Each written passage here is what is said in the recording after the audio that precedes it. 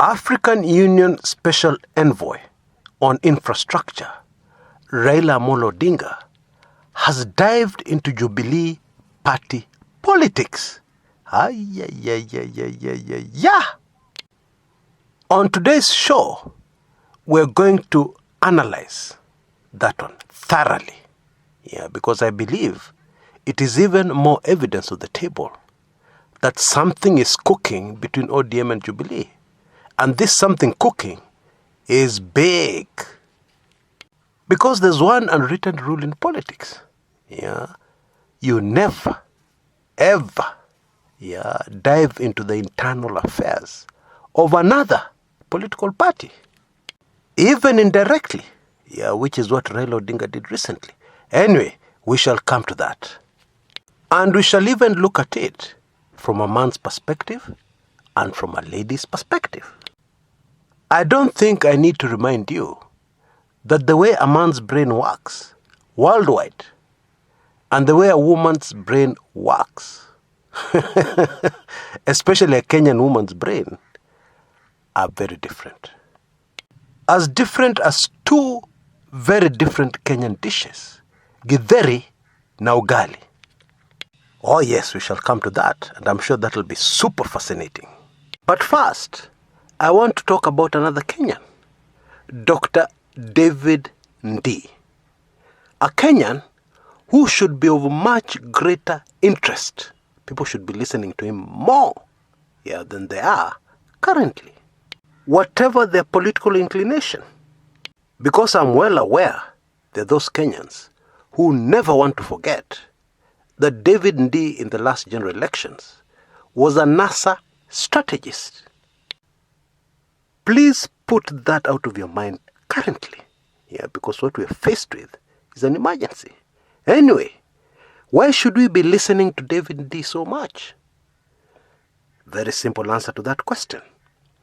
There are very few Kenyans in the country, economists, who have seen as many damaged economies in distress, collapsed economies, as this Kenyan has. In other words, he has that valuable experience that as a country we badly need just now. And I'm of the view that the government of Kenya should look for Ndii very urgently, because the country needs all the help it can get. And this is help that is easily reachable. It is here. The man is a Kenyan. And we're so fortunate to have such a man. This is why yesterday, listening to a KTN show, watching a KTN show, I got so mad. You guys know I'm a humble guy. I'm usually very patient with people who don't get it. People who don't understand. People who can't see something that is right in front of their eyes. I'm usually very patient. Because we're all different. But take the following scenario. A very serious oil fire breaks out somewhere in your house. And then you're trying to tell the people around you that there's a fire. A fire caused by oil, petrol. And then these people start pretending they're listening to you. Then they tell you, iko maji. Yes, there's water. And then they tell you, then it's okay. We have other more urgent issues to discuss right now. Let us discuss about how the neighbor's wife did 1, 2, 3. If there's water, don't worry. We'll put out that fire. And you try and tell them, this kind of fire you don't put out with water. But they still can't get it. Now you understand why I was upset. The guy hosting the show had the word loan, government borrowing, and he just went berserk. People are against borrowing. Is borrowing the best course of action right now? The government has borrowed so much. Hey.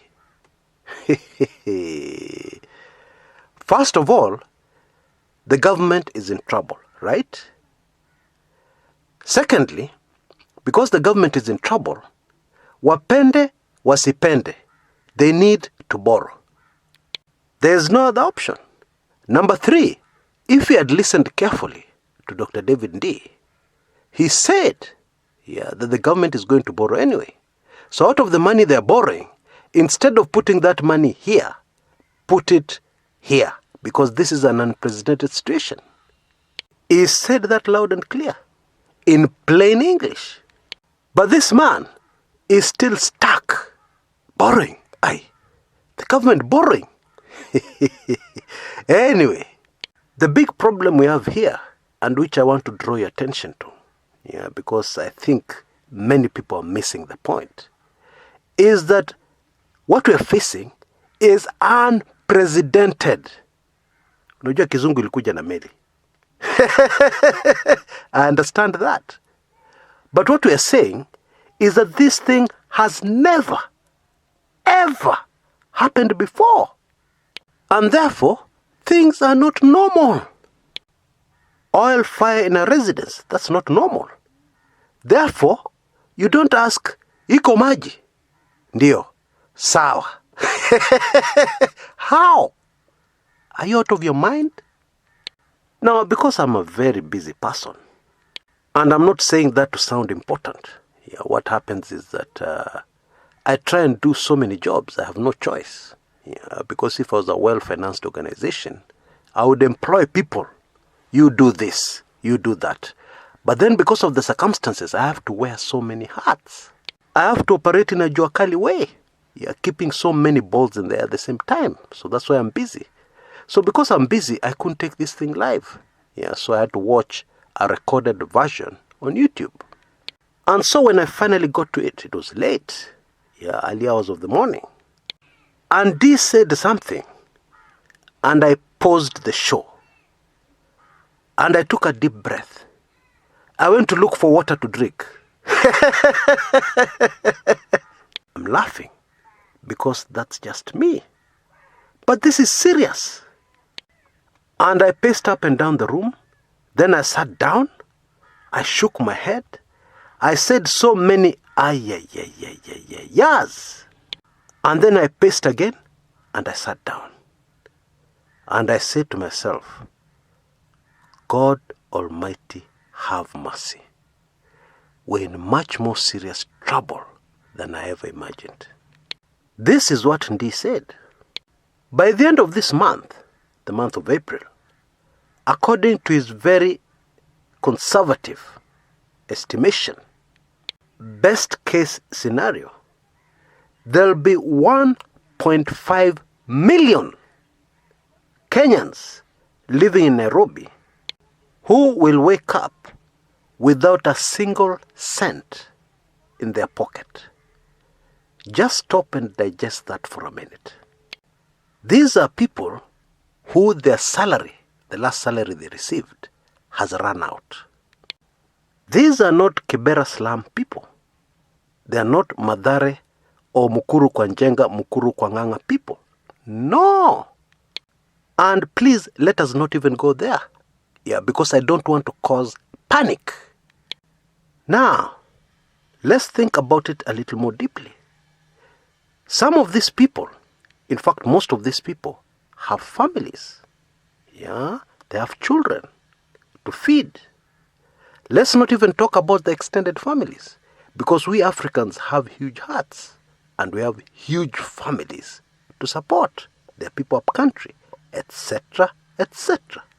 And most of these people are not classified under the less privileged in society, whom food is being distributed to.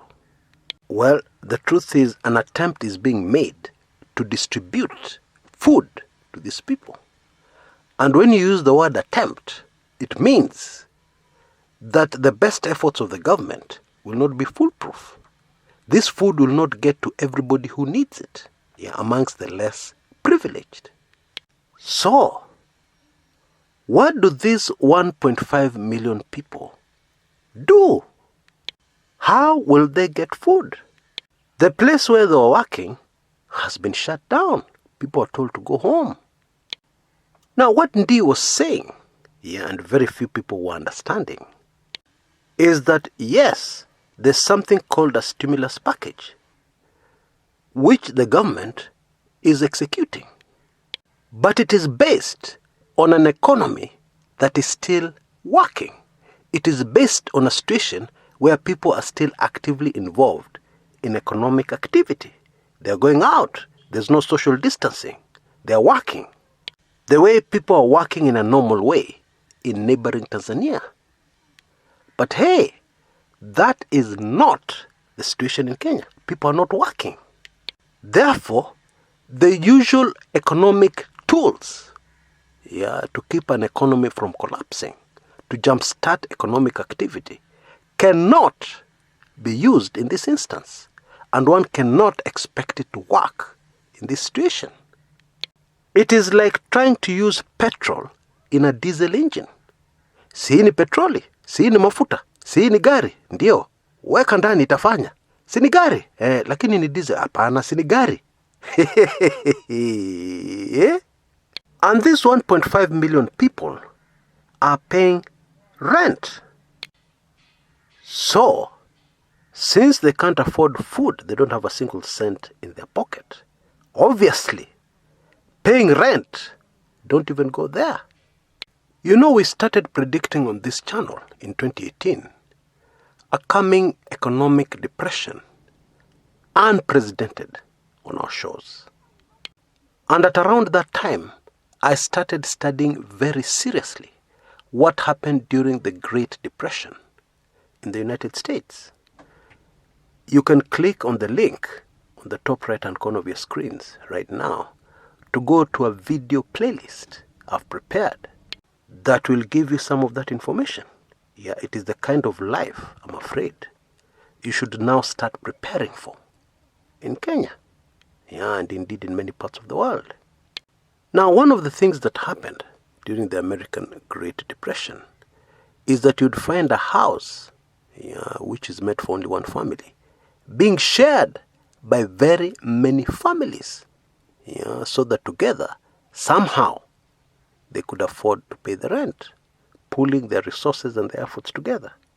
And so you can imagine my shock yesterday when I came across a particular news item on KTN News that showed this young couple, I believe somewhere in Umoja, who had accommodated several other women who had been evicted from their houses.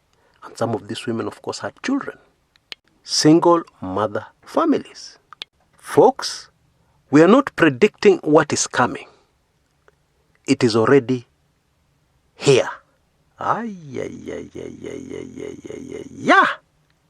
And by the way, this is not going to be unique to Kenya. This is what is going to unfold. In fact, is already unfolding right across the globe. Now, we are still on this 1.5 million Nairobians. The situation would have been helped a great deal if some of these people, as many of them as possible, were allowed to relocate back to their rural areas, back to their villages. But then that is not possible, because in our efforts to contain the pandemic, Nairobi is sealed off. It's one of the 4 counties sealed off. You can't leave and you can't enter Nairobi. And for good reason. You can imagine us exporting this virus from Nairobi to every corner of the Republic. That can't happen. So, we are stuck.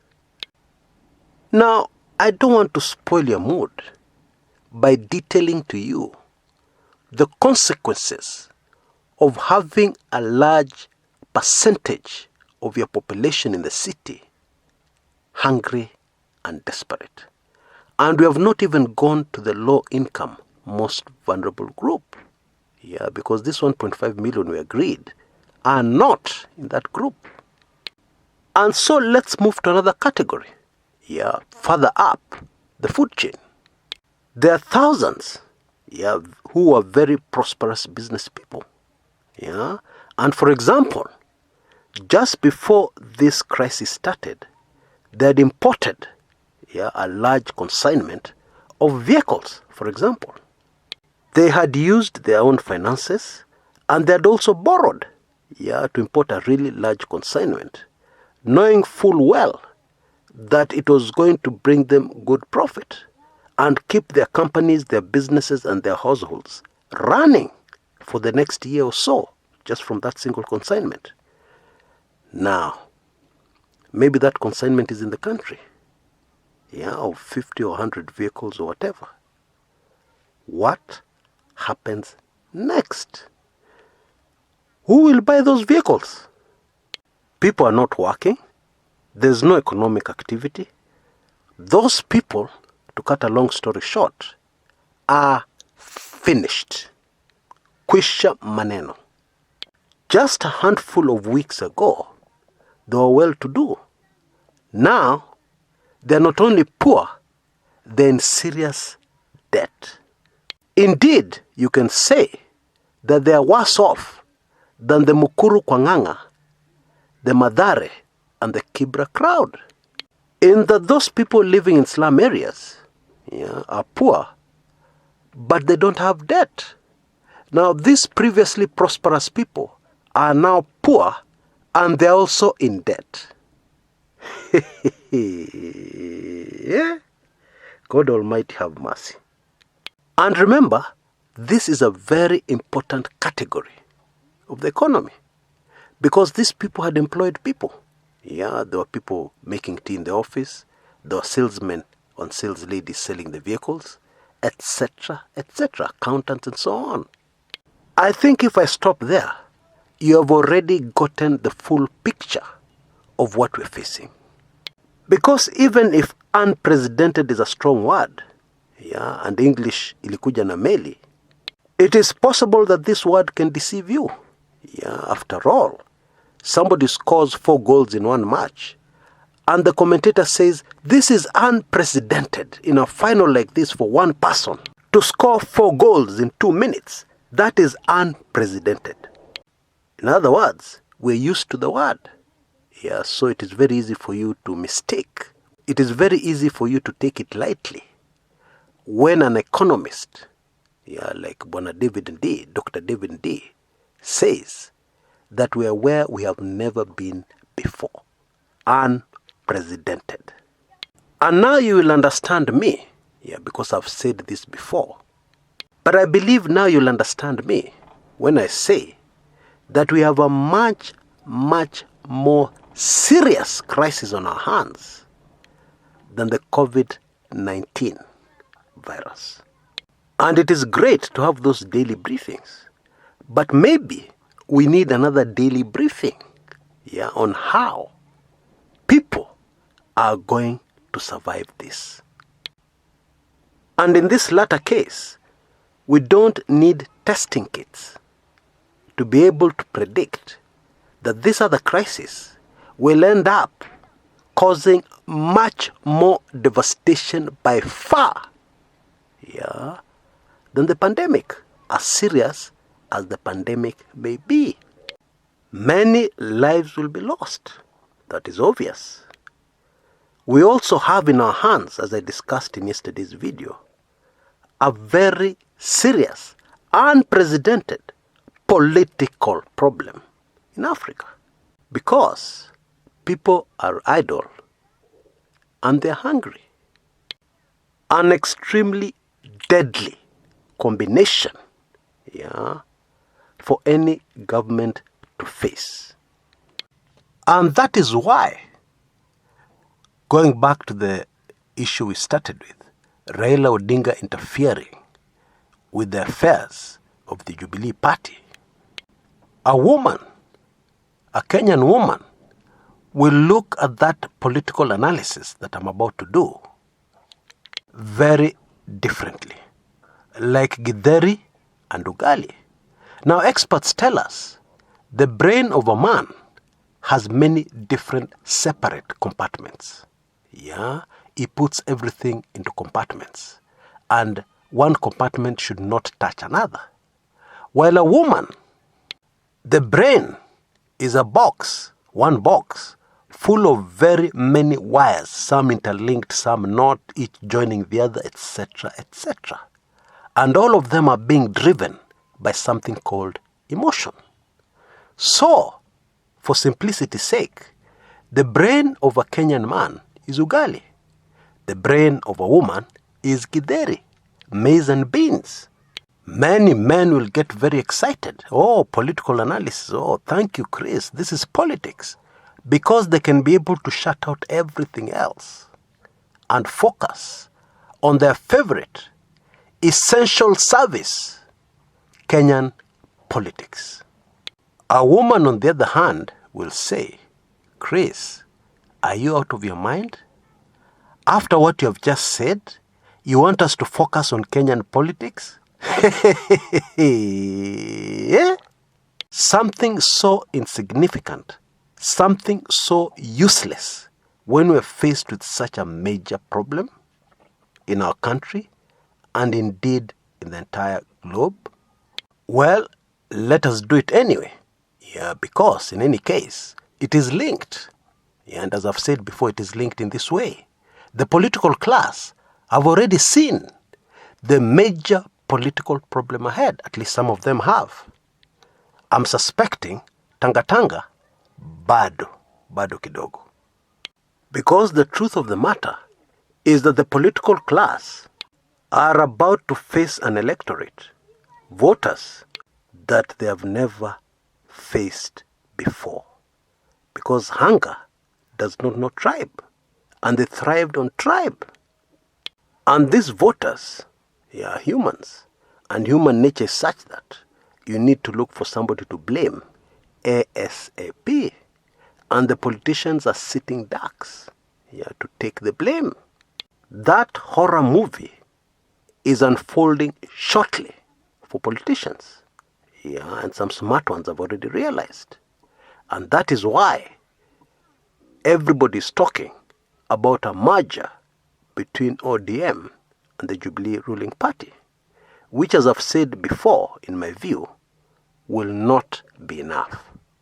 Maybe I'm wrong, but my view is that it will not be anywhere near enough to handle the looming political crisis.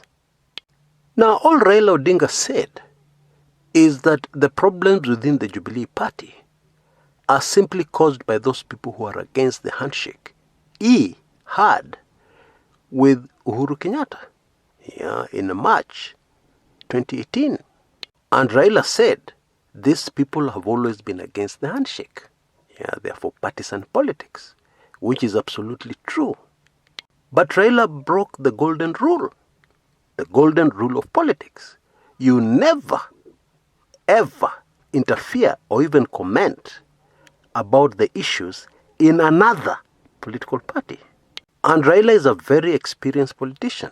He rarely makes mistakes.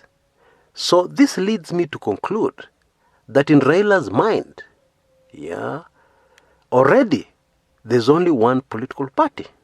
And that political party is the handshake political party, which is a merger between ODM and a faction of the Jubilee party. You can look at it this way. The couple are already married. But it is a come we stay arrangement. And all that is happening is that the marriage is going to be solemnized, made official, documented. So really, nothing much is going to change. The couple are going to go back to the same bed they've been sleeping in, together. There's no issue of a marriage being consummated. That has already happened. Many times. These two are living already as man and wife.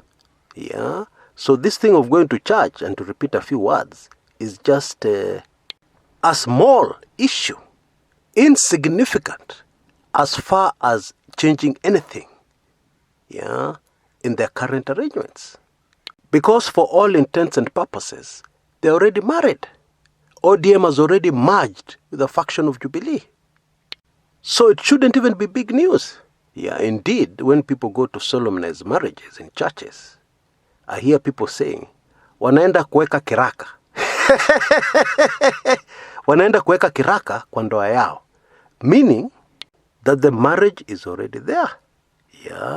They're just patching up a few things. So that the government, for instance, recognizes that these two individuals are married. They are man and wife.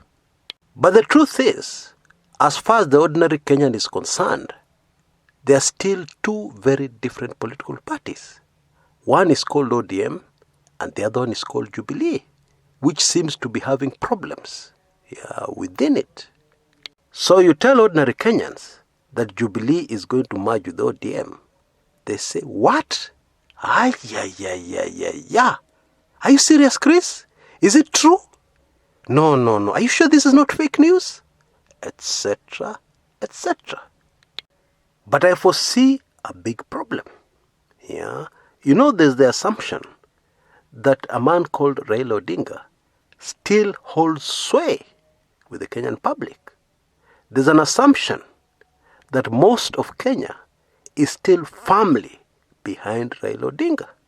So much so that if he breaks up the handshake with Uhuru today and goes into another handshake, this is a very hypothetical situation, and goes into another handshake tomorrow with William Samoei Ruto, his supporters will remain intact. That is the assumption. And the chances are high that it could be correct. But hey, let us step back and think about it more deeply. A lot has happened since 2017. Even within the ODM party, there are those who are no longer firmly behind Raila. That is a fact. Even within ODM, there are those who are plotting to take over the mantle from Raila Odinga. And these people are not nobodies. These are people with large political followings. They have many people supporting them countrywide or in their particular areas, or mostly from where they come from. But then they have the ability to quickly gain support in many other parts of the country. And so far, these people may not have shown open opposition to Raila Odinga. But these people have smelt blood. Therefore they are ready to pounce when the time is right. That is normal in politics. So, taking that into consideration, is it really true that if a huge meeting is called tomorrow, after this crisis is over, or next week or whenever the crisis will end, if a big meeting is called at Uhuru Park and Raila Odinga stands up to speak and says, Aya, will he get the same enthusiastic welcome and reception he has gotten in the past? I don't know. But it is not obvious that he will. Let me just put it like that.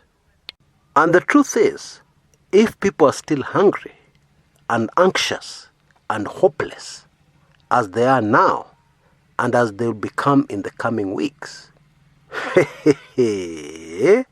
then anything, and I mean anything, can happen. Until next time, this is Chris Kumekucha.